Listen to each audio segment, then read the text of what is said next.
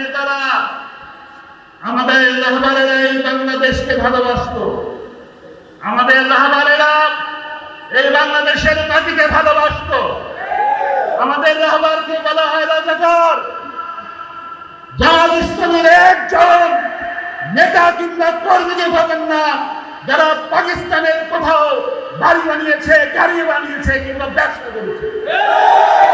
কিন্তু যারা আওয়ামী লীগ করে তারা ভারতের রাজাকার, এবং তারা সময় সুযোগ বুঝে বাংলাদেশের আপনার আমার টাকাকে পুঁজি করে ভারতে নিয়ে পালিয়ে গেছে।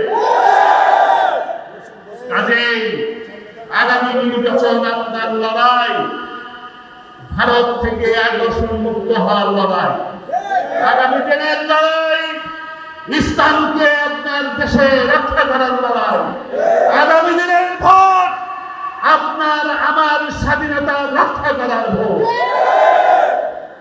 বাংলাদেশ জামাত ইসলামের নেতৃবৃন্দরা, বাংলাদেশ জামাত ইসলামের কোন কর্মী পাবেন না যারা পাকিস্তানের সাথে কোন ধরনের সম্পর্ক রাখে। আমাদের পালিয়ে যাওয়ার জায়গা নাই। আমরা এই মাটিকে ভালোবাসি, এই মাটিটাই আমাদের জীবন যায়। আমরা হাসি মুখে ফাঁসির রশি নিয়ে নেই। আমরা পুলিশ দেখলেও পালিয়ে যাই গেছে। আমাদের নেতারা কখনো দেখছেন কোনো দৌড় দিছে? আমাদের দৌড়ের ইতিহাস নাই। আমরা বুক চেপিয়ে সামনে চলে যাই। সামনে আমাদের ভালো দিন আসতেছে।